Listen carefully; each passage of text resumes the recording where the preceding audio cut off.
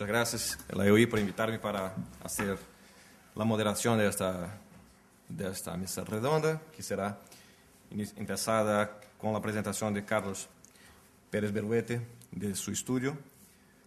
Antes de todo, quería hacer algunas divulgación de avisos administrativos que a pedido de Carlos Mago, que básicamente son: primero, esta presentación está siendo grabada, estará siendo transmitida ahora mismo en vivo por internet.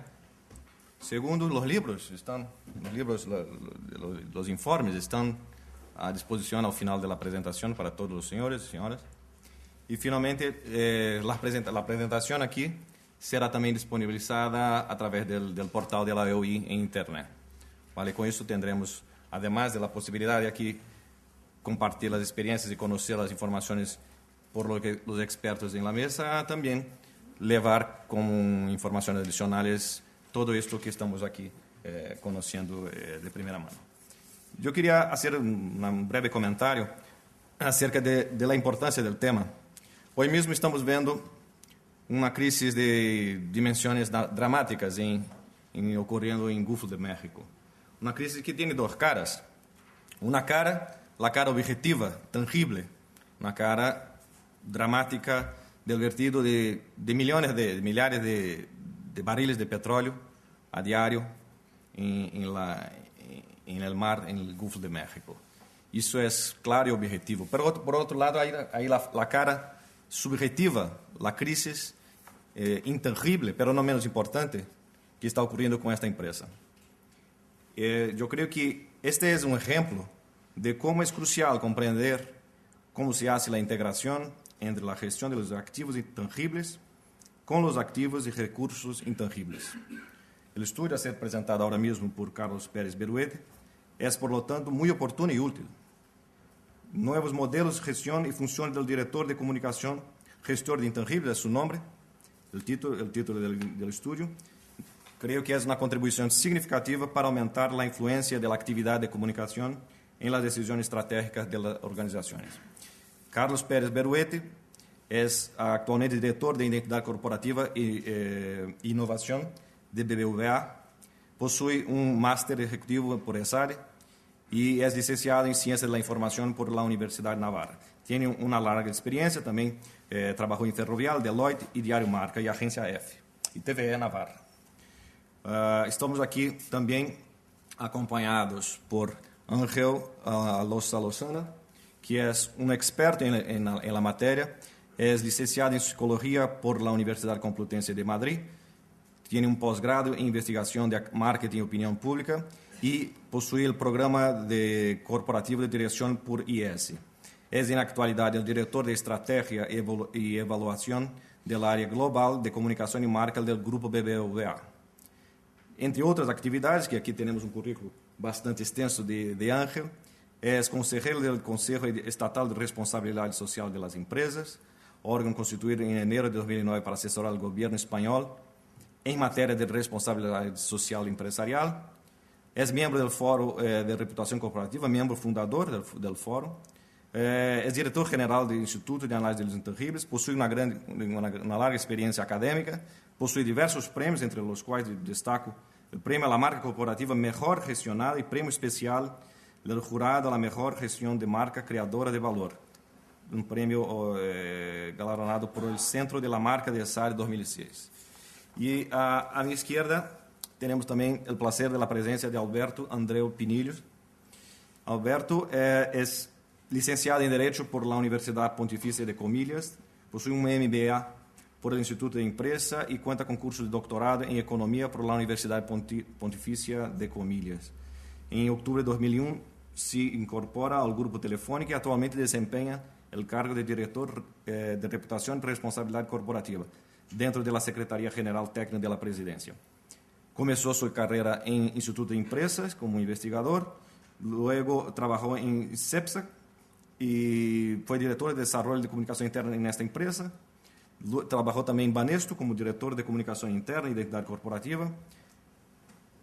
Banco Santander, o sea, tiene una experiencia muy amplia en las mejores empresas de España. Y también, académicamente, da su contribución en el Instituto de Empresa en las asignaturas Comportamiento Organizacional e Identidad Corporativa. Pues bien, con la palabra Carlos. Bueno, muchas gracias a EOI, DIRCOM y EIAI por haber apoyado este estudio que se inició el año pasado y presentamos hoy aquí. También me gustaría agradecer a las personas que han participado en el estudio, miembros de DIRCOM, directores de comunicación, asesores de comunicación y gente relacionada con el mundo académico del mundo de la comunicación, y agradeceros también a todos vosotros vuestra presencia para esta presentación. Bueno, lo que me gustaría, más que hacer una descripción muy extensa, y aprovechando que tenemos aquí tanto a Ángel como a Alberto, pues me gustaría tener el máximo tiempo posible para charlar con ellos. Me gustaría presentaros el estudio basándome, ya que estamos en el mundo de la comunicación, en 5 titulares, ¿vale? El estudio, antes de pasar a los 5 titulares, pretendía conocer cuáles eran los intangibles que creían los miembros de la asociación de DIRCOM y las personas que siguen el mundo de la comunicación, cuáles son los intangibles que debería gestionar un DIRCOM, cuál es el gap que hay entre los que debería gestionar y cuál realmente gestiona. Por último, saber qué nivel de reporting había de estos intangibles que gestionaban o que deberían gestionar, ¿no?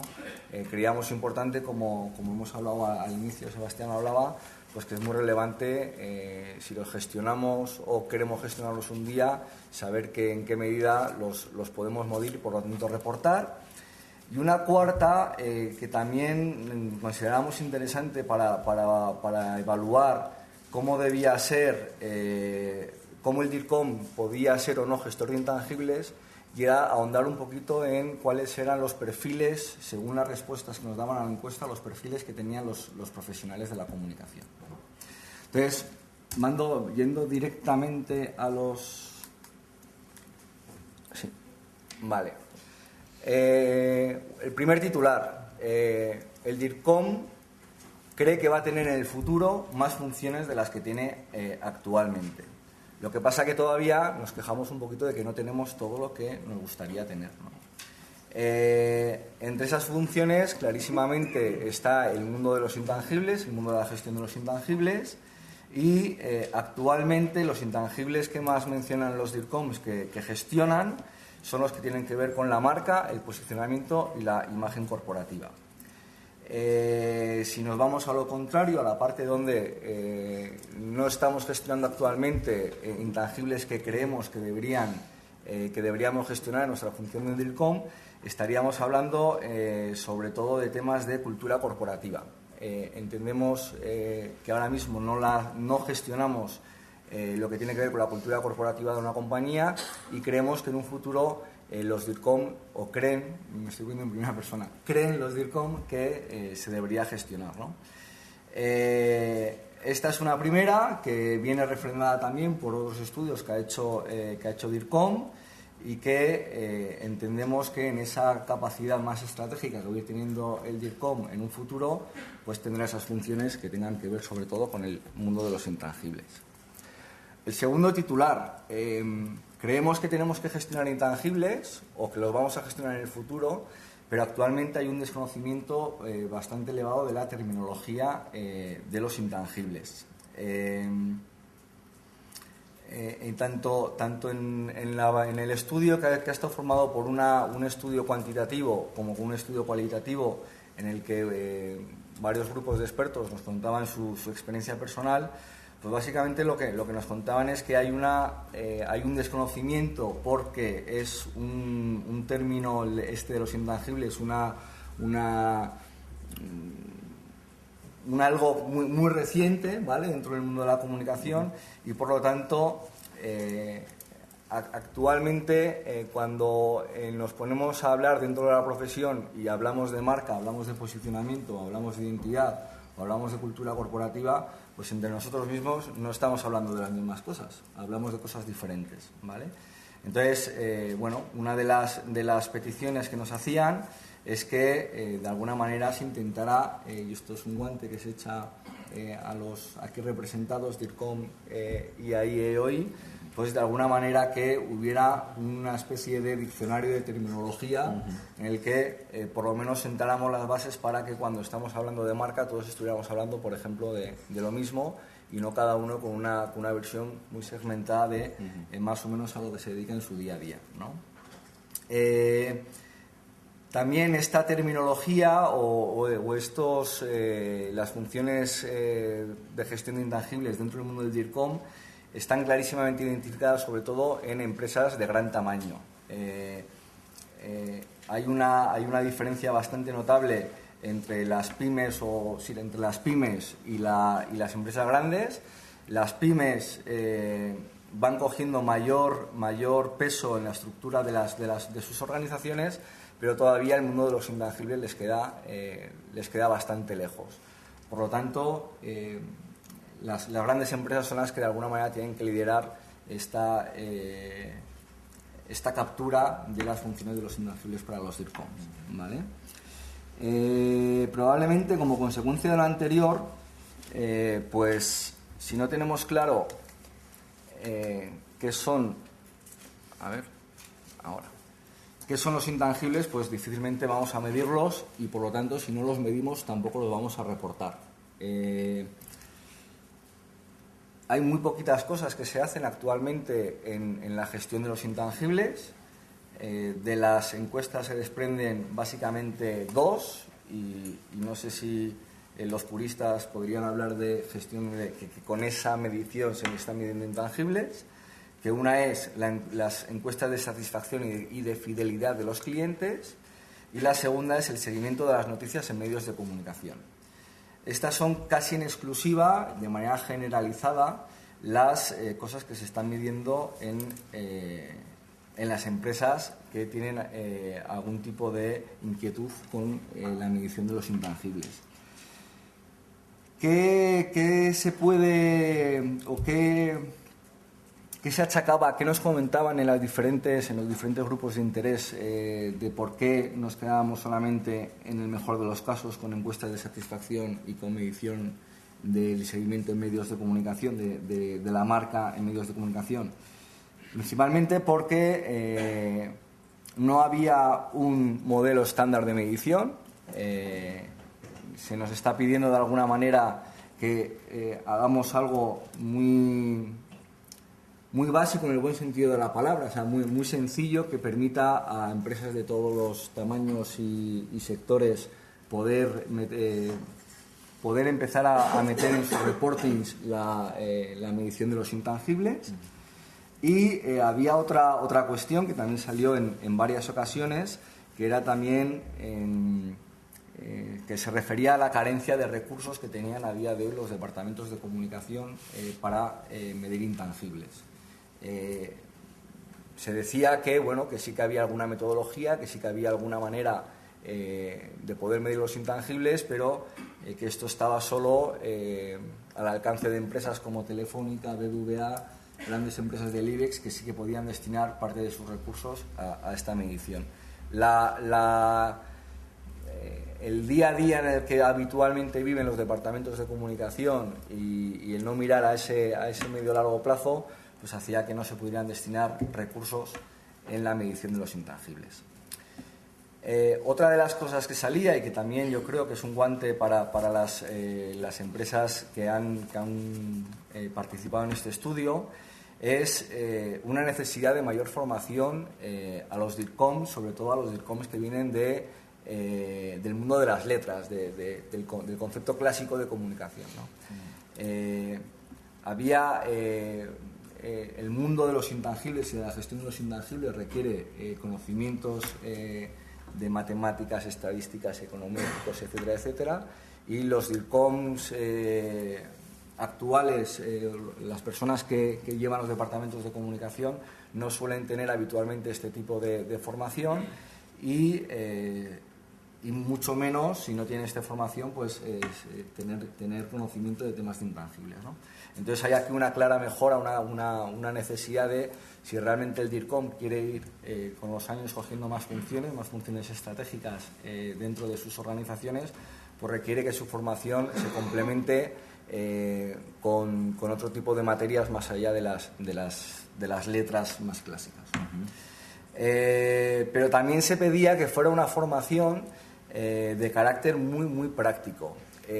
hay gente que ha escrito mucho, que ha trabajado mucho en el mundo académico en el tema de los intangibles, pero hay un gap bastante grande entre la parte teórica o la parte académica de la gestión de intangibles y luego eso cómo lo podemos llevar a nuestro día a día, ¿no? Por eso los DIRCOM nos pedían que por favor se trabajara en temas, en modelos mucho más, en casos prácticos y menos modelos teóricos, para que realmente les ayudaran a poder empezar a tener más funciones en el mundo de los intangibles. Y esta me la he pasado y no la he pasado. Así, ¿vale? Necesidad de mayor formación para los DIRCOM. Y por último, y así ya doy paso a mis compañeros de mesa, pues si ya todo esto teníamos un problema en la profesión para gestionar todo esto en los campos actuales o más actuales, en los campos antes de la aparición de Internet, pues ahora además con Internet se hace que la gestión de los intangibles todavía sea, por un lado, mucho más complicada, pero por otro lado, mucho más necesaria. El momento en el que los diferentes stakeholders pues tienen la capacidad de tener un altavoz como es Internet, pues es cada vez más necesaria hacer algo en esta gestión de intangibles y pues, sobre todo en la medición de los mismos. Y yo no me quiero alargar más. Yo creo que lo que se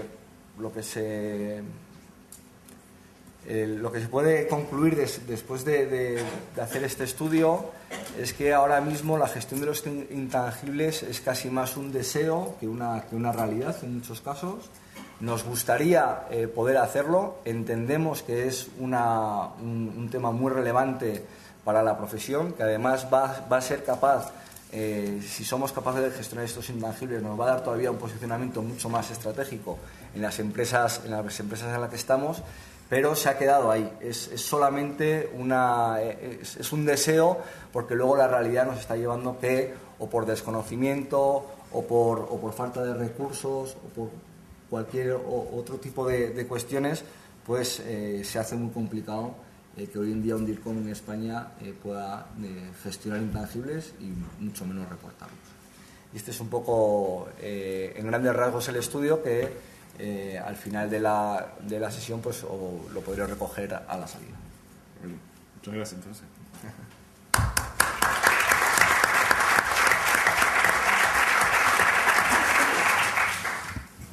Estupendo, Carlos.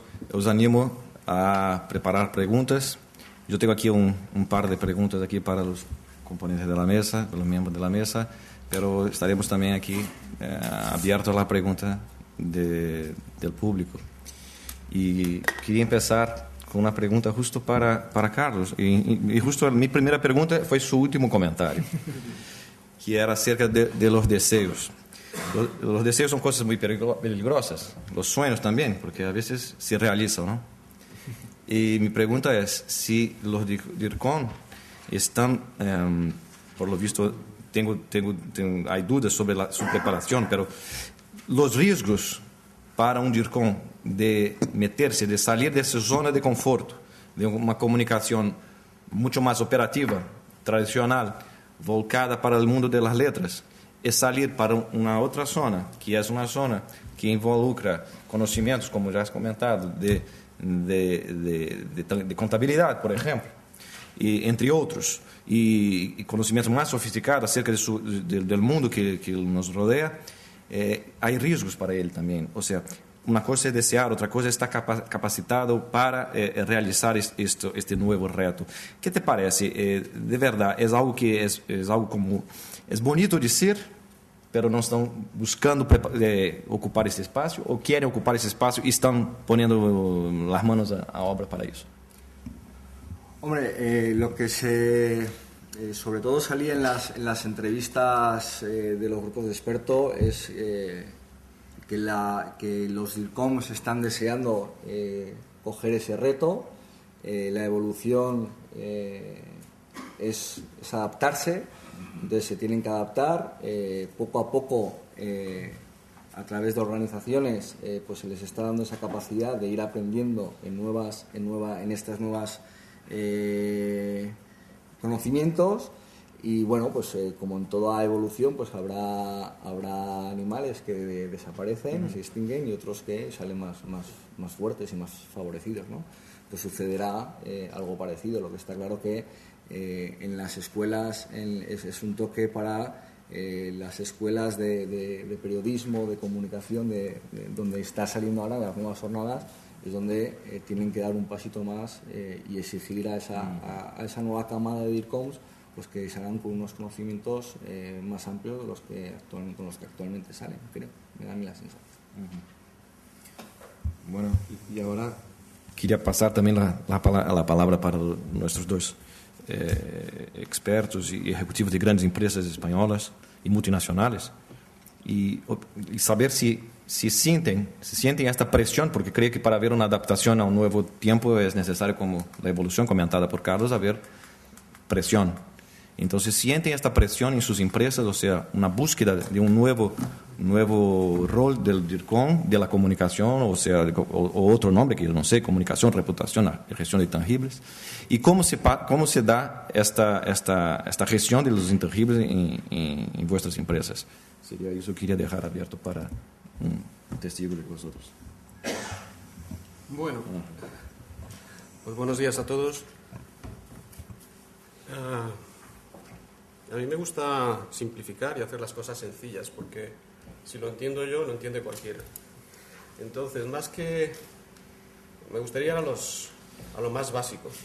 Lo más básico es que a las empresas, a los organismos, instituciones, a los países, a cualquier entidad y a cualquier institución le ha surgido un reto que es absolutamente necesario, que es recuperar la confianza y diferenciarte para crear valor. Entonces, ese es el reto que está sobre la mesa y alguien lo tiene que asumir. Lo pueden asumir los DIRCOM, creo, con mejores oportunidades de éxito y con una mayor capacidad para afrontarlo que otras figuras dentro de las empresas y dentro de las instituciones. Entonces, yendo a lo básico, esta idea de generar valor para las empresas, pues en el pasado y hace muchos años se basaba en la superioridad de los productos, en la superioridad de las características objetivas de aquello que se comercializaba. Y sobre esa base se gestionaba para obtener un margen superior a tus competidores, y ese margen superior te daba la clave para la creación de un valor sostenido. Entonces, en el pasado, creo que la generación de riqueza venía muy bien explicada por la superioridad de los productos, y por lo tanto lo que había que hacer era conseguir mayores márgenes y diferenciarnos de la competencia hablando de esas características. Y era suficiente con hablar además a uno de tus grupos de interés, a uno de los stakeholders de las compañías. Básicamente se trataba de dirigirse al consumidor, básicamente se trataba de intentar mejorar las percepciones que tenían sobre nuestro producto, hablando de forma racional con él y exponiéndole cuál era la superioridad de mi oferta frente a la de la competencia. Y encima, esto lo hacían en un contexto tremendamente sencillo en términos comparativos con el que tenemos hoy. Porque para poder incidir en las percepciones que tienen sobre tu producto, pues tenían nada que ver con la saturación de canales y de ofertas y de mensajes y de soportes donde fluyen hoy las comunicaciones, sino que tenían canales muy sencillos. Si hablamos de hace más de 100 años, básicamente era el periódico, y por eso se explica por qué históricamente hay una preponderancia de periodistas entre los gestores de comunicación, porque la tarea era la misma, la tarea era persuadir a otros para demostrarles la superioridad de mi oferta, generar margen y por lo tanto riqueza. Y lo teníamos facilísimo, o lo tenían facilísimo los que vivían en aquel entonces. El periódico, prensa escrita, y eso nos llevaba a impactar a todos nuestros públicos objetivos, que esencialmente eran los consumidores y la opinión pública, y ya está. Hoy la tarea es la misma, pero se ha complicado. Se ha complicado porque las fuentes de diferenciación ya no son las características objetivas de los productos, y de pronto surge esta idea de que aquello que me diferencia le llamamos intangible, activos intangibles. Básicamente es mi marca y todo lo que conlleva, y explicando, y tendremos oportunidad de hablar qué significa eso de mi marca, y eso es lo que me permite diferenciarme ante los demás. Pero los demás han cambiado, porque los demás no solo son los consumidores, los demás son los empleados, son los accionistas, es la opinión pública, son los consumidores, por supuesto.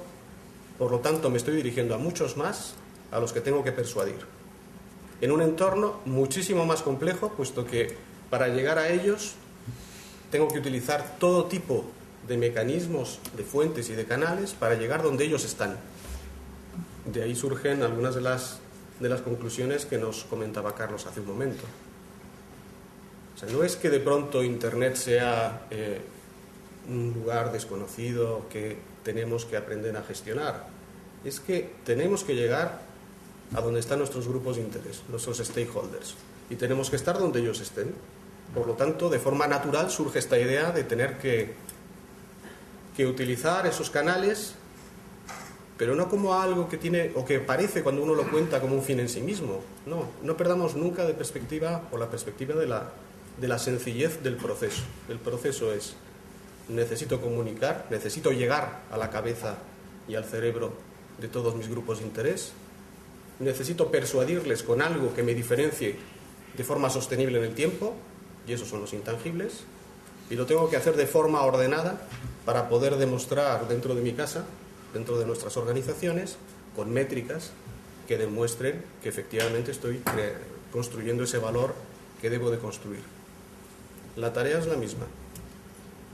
Lo que ha cambiado es el entorno, la complejidad, el número de stakeholders a que me dirijo, y por lo tanto, eso que se gestionaba, esa creación de valor que se gestionaba tradicionalmente en las áreas de marketing y que tenía como herramienta básica la publicidad, creo que se está desplazando y está saliendo de las áreas de marketing para incorporar a los DIRCOM como estos sujetos, estas personas que recogen el testigo en las empresas y que han de trabajar de forma colaborativa con la gente de marketing, con la gente de recursos humanos, con los de innovación, con los de tecnología, con todos aquellos sin cuya colaboración sería imposible cambiar las percepciones de los grupos de interés.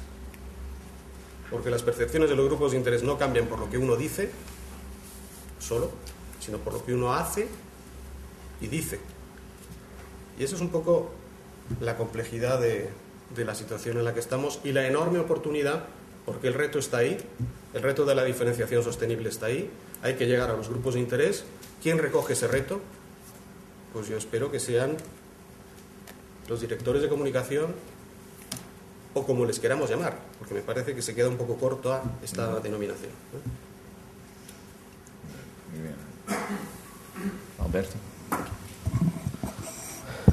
Bueno, pues empiezo por donde Ángel y termino por donde Ángel.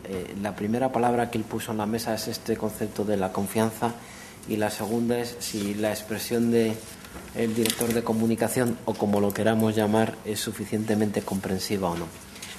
Me quedo con estas dos ideas de inicio y de cierre. Empiezo por la idea de inicio. Yo creo que en última instancia esto de la gestión de la confianza está un poco en el suelo de la gestión del intangible, ¿no? Y la pregunta que habría que hacerse, yo creo que es doble. Primero, ¿cuánto vale la confianza? Y segundo, ¿quién la gestiona? En el cuánto vale, tengo que reconocer que había traído 3 diapos para proyectarlas. Y también tengo que reconocer que me he equivocado de fichero en el pendrive y he grabado otro distinto, porque tengo una carpeta de IAI, EOI, y entonces en la de IAI, EOI, pues quiero decir, me he equivocado de fichero. Entonces, si me permitís, voy a hacer lo que hacen en el Congreso de los Diputados, que en una sala grande ponen una hoja así de pequeñita que no la ve nadie, pero lo voy a hacer igual, considerando y esperando que esta sala, como es un poquito más grande, se pueda ver, y si no, yo la explico. Primera diapo que pongo aquí, que no veis nada, pero que luego la dejaré para que la colguéis aquí, ¿vale?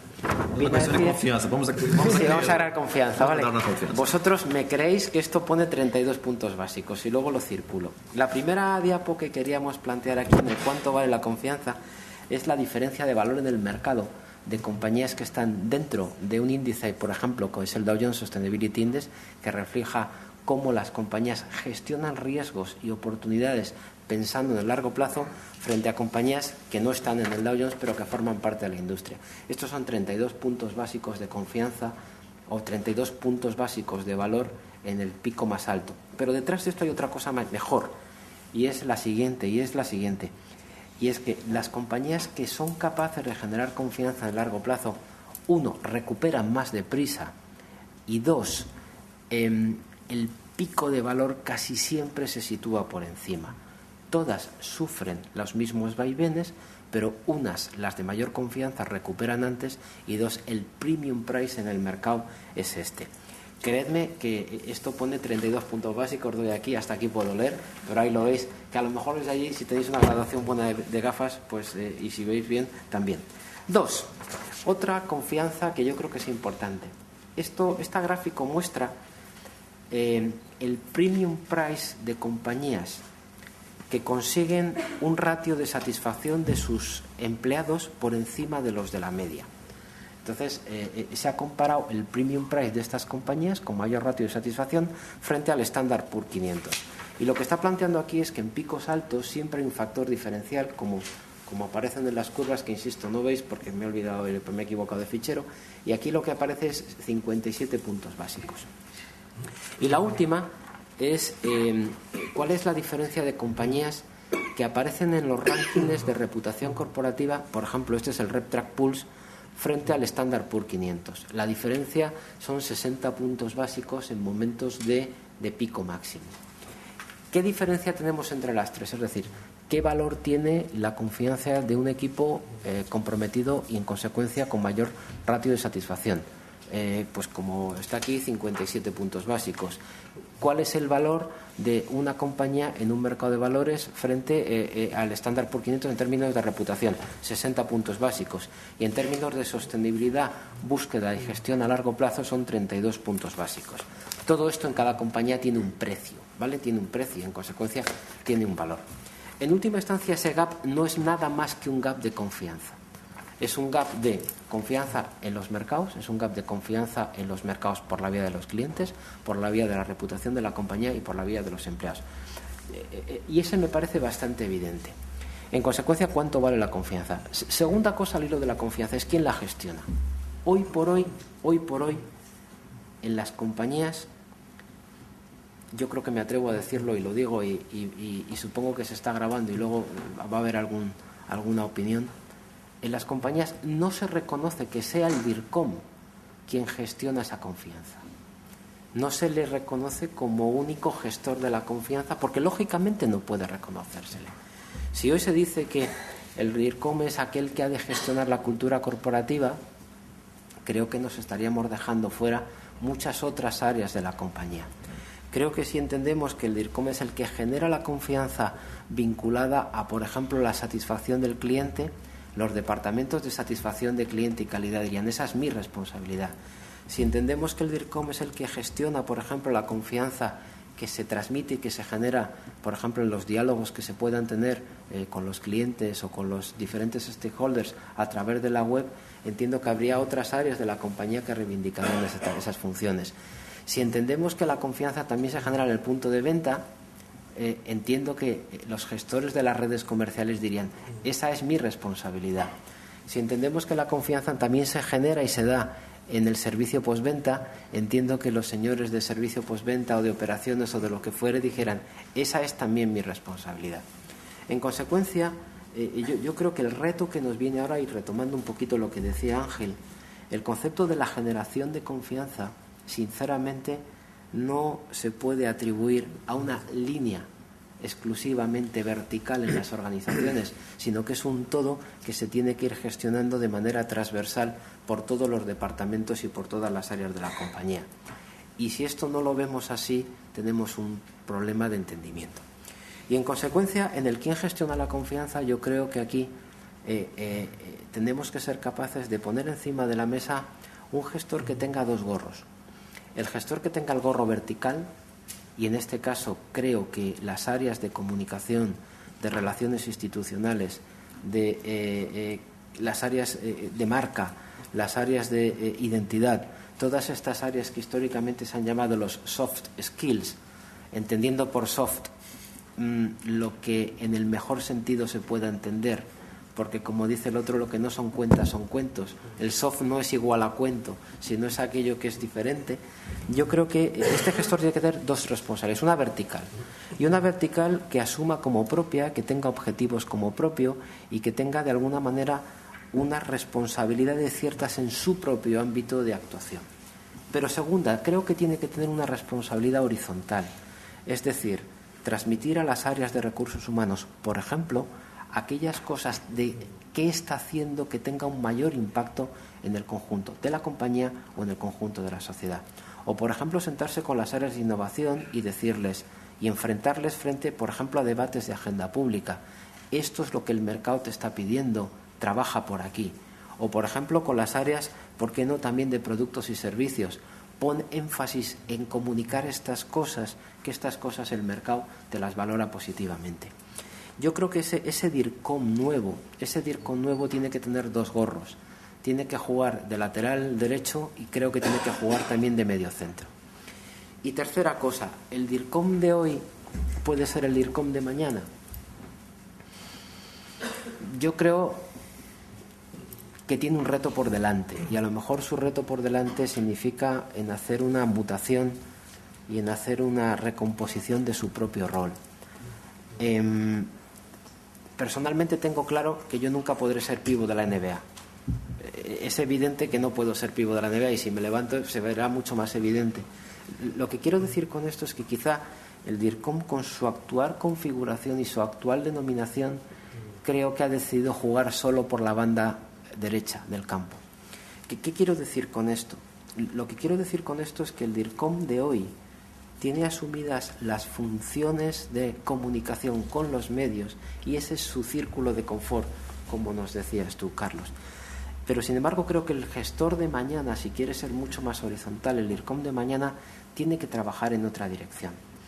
Desde el IAI y desde el Foro de Reputación Corporativa, instituciones en las que estamos trabajando, nos hemos dado cuenta que hay funciones en el mundo que tienen una etiqueta y que todo el mundo sabe lo que son. El CEO, todo el mundo sabe lo que es. El Chief Executive Office, ese todo el mundo lo sabe. El CTO, todo el mundo sabe lo que es el Chief Technological Operator, ese todo el mundo sabe. El CFO, el Financial Office, también lo sabe. Yo creo que nosotros tenemos que ir hacia una denominación global donde tenga la sensación de que lo que hay ahí debajo es más allá de una pura función de relación con los medios. Creo que tendríamos que pensar en algunos nombres. No sé si es el CRO, del Corporate Reputation Office. Esta a mí me gusta porque es la que yo llevo, pero creo que no me la dejarán. No sé si es el CIO, que es el Corporate Intangible Office. Tampoco sé si puede funcionar. No sé si es la CIA, esa seguro que no es, ¿no? Tampoco sé si es el CCO, que es el Corporate Communication Office, o esa C a lo mejor es Corporate Cabinet Office o Corporate Community Offices. No lo sé. Lo que sí sé es que el actual DIRCOM creo que tiene el riesgo de limitarse a jugar por la banda derecha. Por la banda derecha, no como Alves o como Sergio Ramos, que ya sabéis que suben mucho y meten goles, sino por la banda derecha como... no voy a decir como quién. Así que bueno, empezaba por la confianza y terminaba por el propio rol del DIRCOM, ¿no? Creo que la confianza tiene un valor brutal, creo que la confianza se gestiona en horizontal desde todas las áreas de la compañía, y creo que el DIRCOM en su faceta actual dentro de las compañías se le reconoce una parte del rol que es su relación con los medios. Tiene que ganarse el derecho a poder jugar de medio centro, y de medio centro tocando todas las piezas del juego y todas las partes del juego. Me quedo con Xavi, que yo soy del Madrid, pero le envidio mucho. Gracias.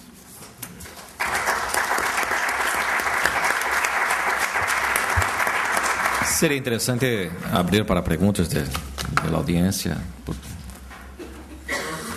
A ver, por favor. Mi nombre es Carlos Sánchez Olea, soy vicepresidente de la Asociación de Directivos de Comunicación de DIRCON y asumo la vocalía de responsabilidad social corporativa. Quiero felicitar tanto a Ángel como a los otros intervinientes por la magnífica, por las distintas perspectivas que han dado de la complejidad de la gestión de la marca, pero hay una cosa dos cosas que yo quería apuntar.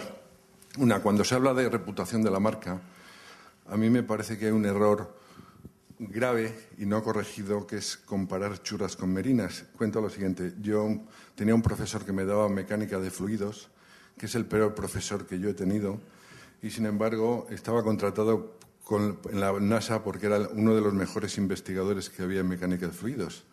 Entonces, en una misma persona se dan dos conductas distintas. Yo nunca contrataría a este profesor para una academia de formación o para una escuela técnica superior, y sí para una investigación. Entonces, ¿qué se está haciendo esto llevado al terreno de las marcas? Que se hacen listados donde se comparan pues, las marcas de Telefónica, El Corte Inglés, o sea, marcas que en sus conductas, valores y elementos de gestión de su reputación nada tienen que ver. Sí tendrían que ver todos que pertenecen a distintos sectores. Entonces, creo que esto integra un elemento de confusión que me parece bastante importante. Creo que debería haber gestión o medida, métricas de marcas por sectores de actividad y no un totus revolutum como ahora se viene haciendo y que nada tiene que ver una cosa con la otra. Con respecto a la última intervención, yo tengo el nombre del DIRCON, se lo digo a mis compañeros de la Junta Directiva, todavía no les he convencido. Lo que hacen es una función estratégica que es la gestión del convencimiento.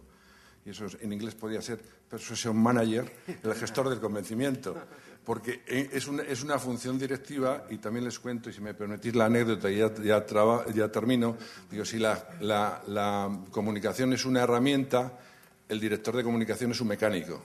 Y creo que eso no es verdad. Están asumiendo la función de gestores del convencimiento, donde integran distintos elementos, como son la gestión de la comunicación, de la responsabilidad social corporativa, de los activos tangibles. Luego estamos hablando de una función estratégica, que ese podría ser un nombre, y no de una herramienta, como son de otras de las herramientas que en la actualidad existen. Y luego, Ángel, una cosa, para terminar, has terminado tu intervención, dice una cosa, lo que hacemos, lo que decimos. Y luego hay un tercer elemento que es muy importante, es lo que la gente percibe, que la reputación, como todos los elementos de las personas, no es intrínseca a una organización, siempre es referencial. Está referenciada por las otras, fundamentalmente por las otras empresas del sector de actividad. Nada más y muchas gracias.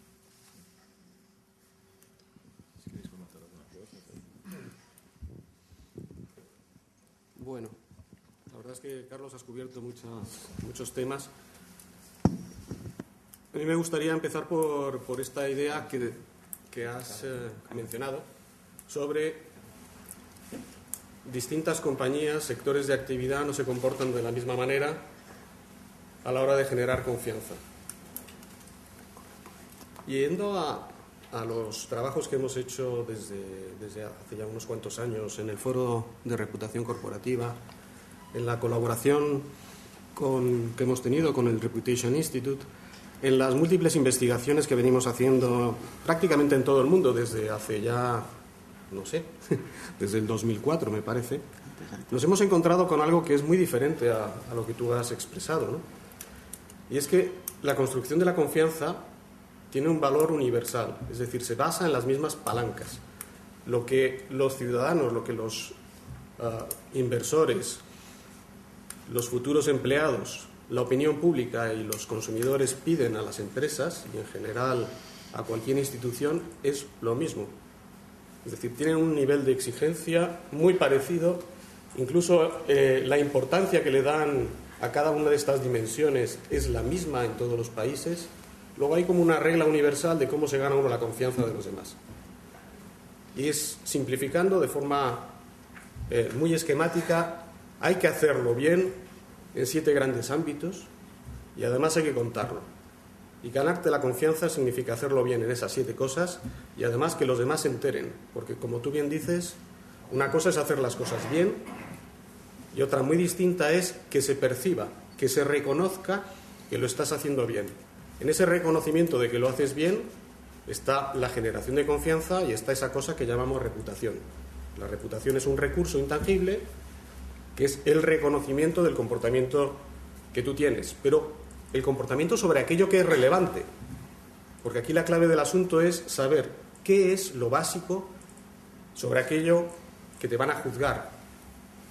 Y te van a juzgar por tu oferta comercial, te van a juzgar principalmente por la calidad de tus productos, de tus servicios, la buena relación calidad-precio, el trato que prestes a los clientes.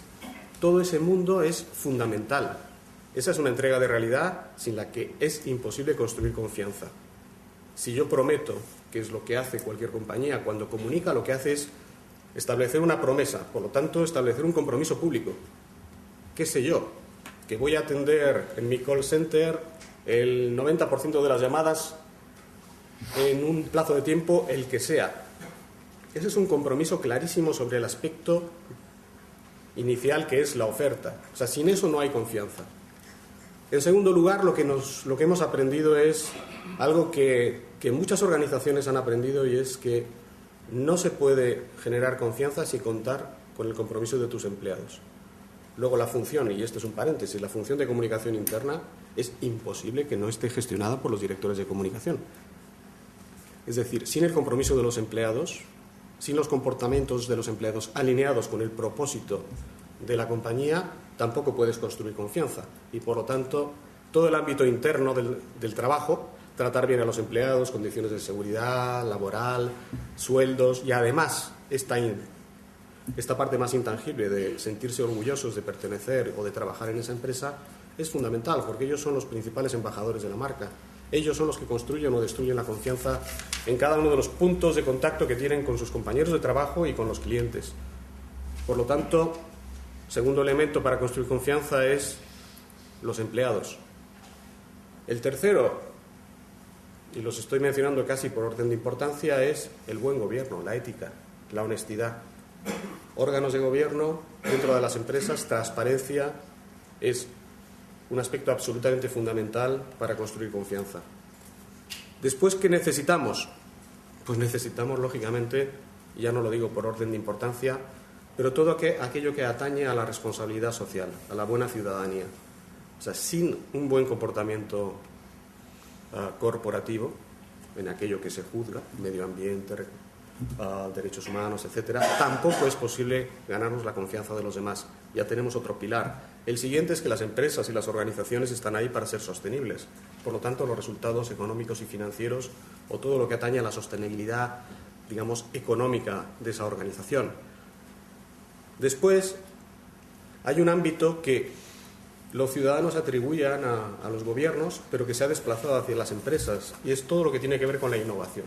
La innovación es una responsabilidad que los ciudadanos en el mundo asignan a las empresas, y que, por lo tanto, esa idea de innovar y de democratizar aquello que has inventado, pues es algo que se nos pide. Ya tenemos 6 pilares, y el séptimo es que todo esto no se puede hacer si no tienes a unos líderes dentro de la organización que tengan claras las cosas y que apoyen y que tengan esa visión de futuro. Por lo tanto, eso que llaman los analistas financieros la calidad del management.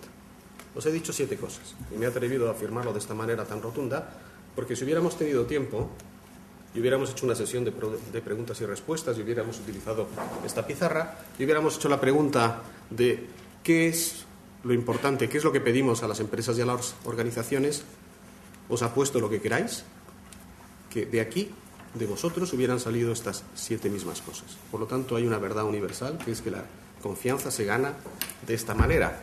Y esto me permite enlazar con lo que ha dicho Alberto, con esta función horizontal. Estos directores de comunicación, o como les queramos llamar, son gente que improvisa una melodía que tiene un tremendo atractivo, porque todos en la organización ganan si nuestra compañía genera confianza y tiene una buena reputación y le hace el trabajo más fácil al de recursos humanos, al de innovación, al de marketing, al del área financiera. Todos salen ganando. Entonces, ¿cuál es la tarea fundamental o uno de los retos fundamentales? Es romper los hilos que hay entre las diferentes funciones que pertenecen a estas 7 grandes áreas en las que tenemos que construir confianza. Y alguno que lleva tiempo trabajando para defender la profesión del Chief Marketing Officer, como es David Acker, en octubre del año pasado, pues publica un libro diciendo y él está defendiendo la posición que él cree que está en peligro, que es la de los directores de comunicación, ese es un lapsus, no, directores de marketing. Está defendiendo la supervivencia de los directores de marketing y escribe un libro para defender esta idea, y le dice a los directores de marketing: haceros con la función transversal que os permita tocar todas estas piezas, las 7 que yo he mencionado, y olvidaros del consumidor y abarcar más públicos objetivos. Y lo hace desde la defensa del American Marketing Association, que es la asociación de marketing a la que pertenece David Acker, y su libro va por ese camino y nos dice que aquellas empresas que tendrán éxito a la hora de generar confianza y, por lo tanto, cumplir con el objetivo que todos queremos cumplir, pues lo intenta llevar para su terreno. Y aquí la propuesta es llevarlo al nuestro. Exactamente. Sebastián. Sí, simplemente por meter un elemento más en interesantísimo debate que yo creo que está a punto de explotar. Desde luego el DIRCON está evolucionando.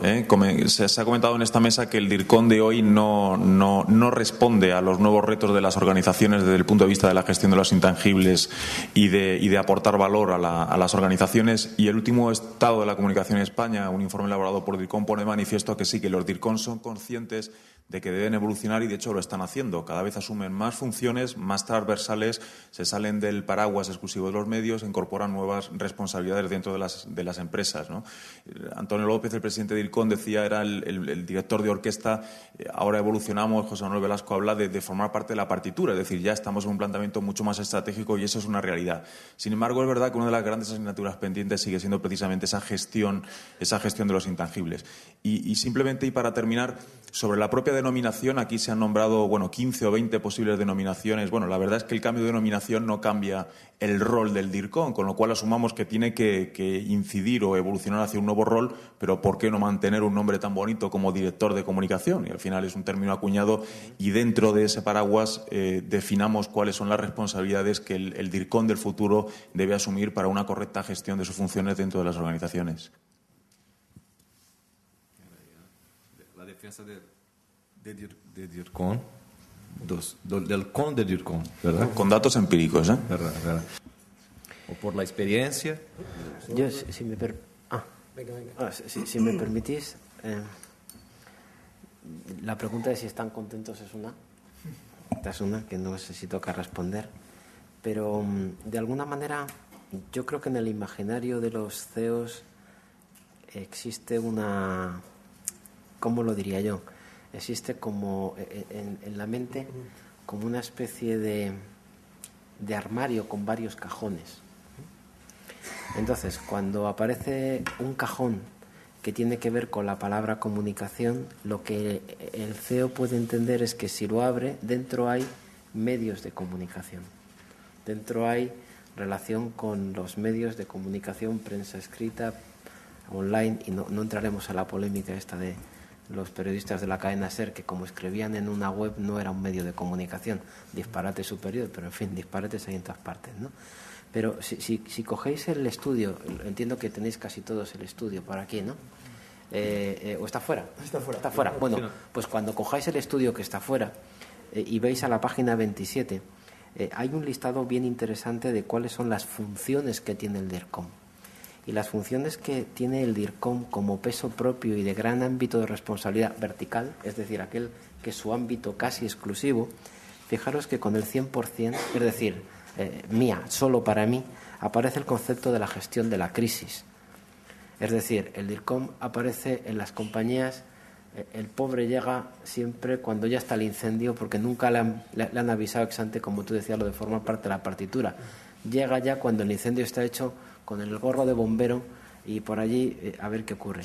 Pero fijaros, otras cosas relevantes, como por ejemplo los temas de marketing comercial, comunicación comercial, marketing estratégico, asuntos públicos, comunicación con los inversores, esto ocupan un peso muy bajo en su función.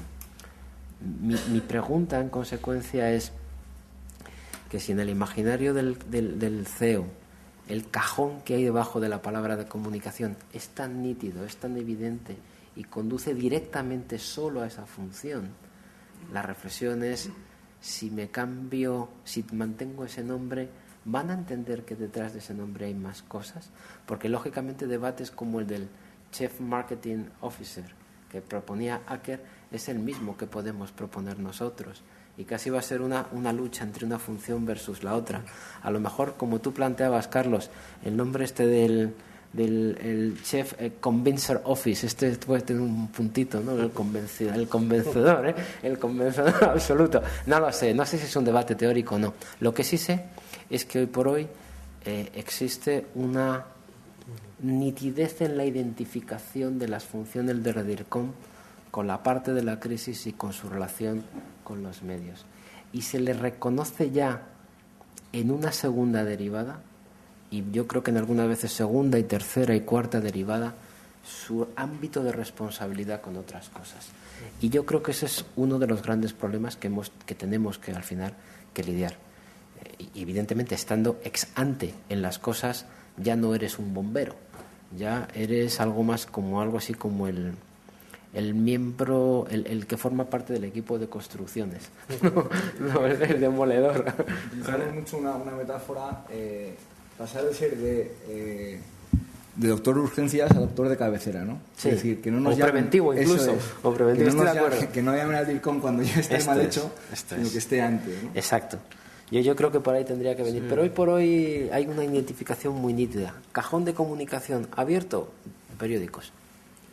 Y entonces, ¿qué ocurre cuando la empresa lo tiene claro? O sea, el CEO lo tiene claro y sabe que quiere una persona, un directivo, con las funciones ampliadas. Dentro de la investigación que se acaba de realizar, pues tenemos la versión ampliada del director de comunicación. Y se va a ver a un cazatalentos y le da un briefing basado en lo que realmente debería de hacer. ¿Qué ocurre?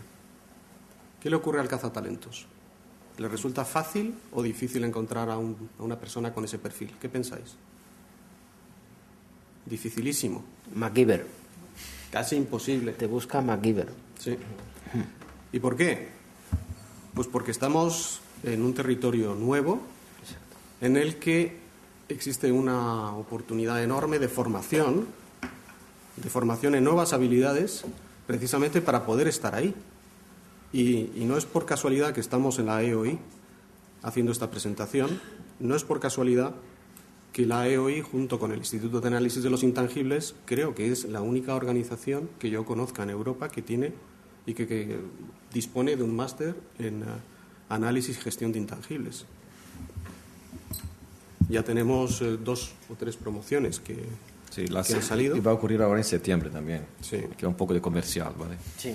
Por cierto, podéis encontrar los folletos ahí fuera. Si queréis más información, estamos encantados. Si queréis hacer la vida más fácil a los cazatalentos, también pasar por este máster. Aprovechamos como umbral, vendemos nuestro libro. Por favor, audiencia, vamos, preguntas, comentarios, aprovecháis. Yo cuando estudié hace muchos años aquí, en la Escuela de Organización Industrial nos hablaban de la patología funcional, que era la patología funcional, considerar que lo nuestro es lo más importante dentro de la empresa. Hoy me da la sensación de que aquí tenemos mucha patología funcional y os habla alguien que no está en comunicación. Si ahora analizáramos o estuviéramos en un foro parecido a este, pero desde el punto de vista del marketing, veríamos que está pasando lo mismo. El marketing está cambiando, ha cambiado últimamente muchísimo, gracias a Internet. Ahora hablamos del marketing relacional, de la actividad del marketing, el marketing del compromiso, del convencimiento, muchas cosas. Si estuviéramos en recursos humanos, hablaríamos del marketing interno. Estamos metiendo a la empresa a una serie de figuras que son distintas, que son los nuevos trabajadores con una perspectiva distinta y unos intereses distintos. Como consecuencia, tenemos que crear un sistema de vender la empresa a esta gente basándonos en una comunicación. ¿Qué quiere decir esto? Que con la evolución que está teniendo la empresa, en mi opinión, cada uno nos vamos a agarrar demasiado a nuestra propia área. Entonces el marketing no va a perder lo que antes llamaba publicidad o promoción, que luego se llamó impulsión y que hoy se llama comunicación. Ni recursos humanos va a intentar perder la perspectiva de la comunicación interna, porque ellos conocen mejor que nadie a su mercado objetivo, que son los trabajadores. Entonces, ¿cómo veis vosotros la relación entre la evolución de la comunicación, por lo que estoy diciendo, y la evolución que están teniendo las distintas áreas, digamos, funcionales dentro de la empresa con este nuevo cambio que nos viene por aquí? Ahora voy a hablar en la práctica, de cómo, porque me resulta más fácil hablar de lo que hacemos en BBVA que de otras cosas, ¿no? Entonces, hemos llegado al convencimiento de que esto se gestiona en comités multifuncionales. Es decir, es imposible, si antes hemos llegado a la conclusión de que tenemos que trabajar sobre 7 grandes áreas de una compañía, aquí no se trata de ocupar las áreas de nadie, al contrario, se trata de romper los hilos. Y romper los hilos se hace en la práctica, creando comités multifuncionales en los que el juez, el jefe de ese comité, aparte de que el jefe formal sea la máxima jerarquía en cada uno de los países donde estamos y que sea pues el presidente aquí y los country managers en cada país, pero al margen de eso, el jefe de verdad, el que manda, es la investigación, es decir, los datos, los juicios que nos hacen nuestros grupos de interés. Esos juicios, en forma de encuestas y de investigación, es lo que manda a la hora de poner la agenda a estos comités multifuncionales. Cómo nos juzgan en cada una de estas 7 cosas. Y están los responsables de esas 7 cosas. ¿Y qué significa entonces? ¿Cuál es la tarea del director de comunicación? Pues el director de comunicación es un gestor de percepciones y un agente de transformación.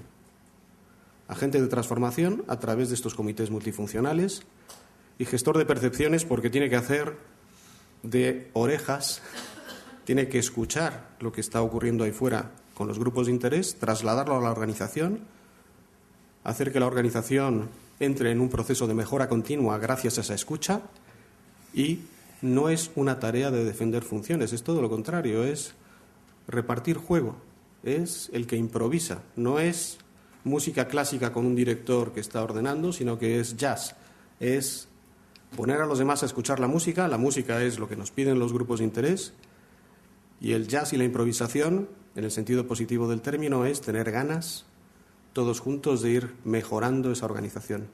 O sea que yo estoy convencido que el futuro de la gestión de los intangibles está en estos, llamémosle, comités o trabajos multifuncionales.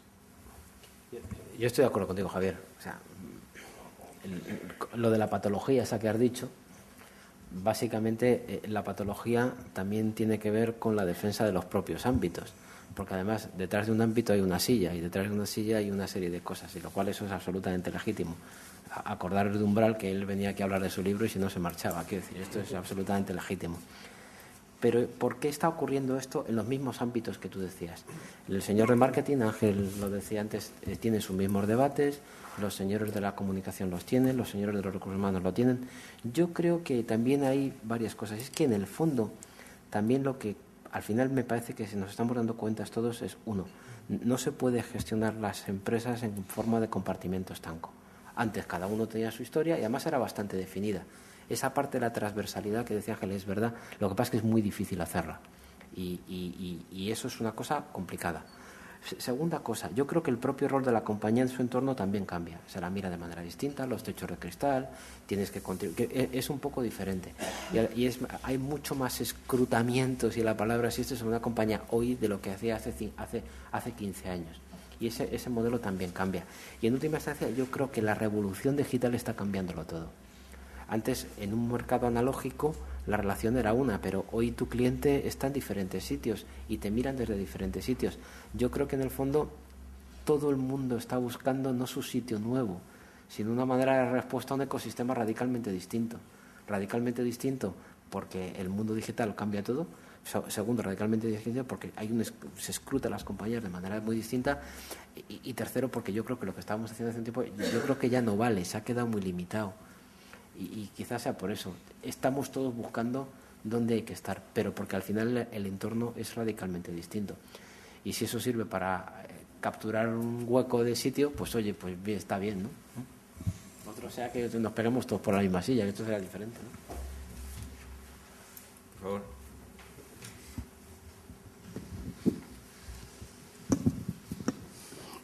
Bueno, mi felicitación a los componentes de la mesa y comentar aquello que decía Peter Drucker, de que el conocimiento del trabajo es productividad, el conocimiento del conocimiento es innovación.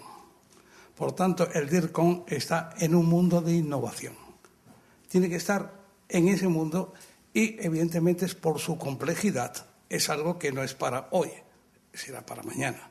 Pero hagamos el trabajo ya. Lo hagamos y dispongamos de esa maravillosa que es la innovación para esa transversalidad. Todo lo que estamos hablando aquí lo llevemos a cabo. Yo no digo que lo llevemos hoy, pero sí mañana o pasado mañana. Y evidentemente, como dice muy bien Ángel, es sumamente complejo querer estar en todo, abandonar los momentos estancos y entrar en otros donde podemos encontrar dificultades del que está, que cree que le van a pisar su sitio. Pero esto hay que hacerlo con el famoso paradigma de ganar y ganar, ¿no? De Stephen Covey. Tú ganas y yo gano. No se trata de que yo te vaya a tu sitio a quitar tu oportunidad, tu medalla. No, vamos a ganar los dos. Y esto es evidente. Creo que el DIRCON es una función maravillosa, apasionante y tiene mucho que decir. Y como dice muy bien Ángel, lo que se dice se hace, y yo digo además que lo que se hace se dice. Muchas gracias a todos. A la raíz de ese comentario, quería hacer un comentario y un poco de provocación aquí con Alberto, si me permite, porque sobre temas, digamos, como enlazar el tema de la gestión y hacer en términos prácticos. Entonces, primero con esta provocación telefónica y luego sobre una de las propuestas que salió aquí del estudio de Carlos. Vamos al tema de Telefónica. Hace más o menos un mes, Merco presentó un estudio de reputación corporativa donde, si no me equivoco, Alberto, Telefónica estaba allí como la empresa con mejor reputación de España. Y hace un par de semanas, una semana más o menos, Charles Fombrun, cofundador de Reputation Institute, chairman, estuvo aquí y Telefónica no estaba siquiera entre las 25 de España. Entonces, no es porque son dos rankings distintos, pero ¿cómo queda la empresa para explicar ese tipo de información dentro de su organización?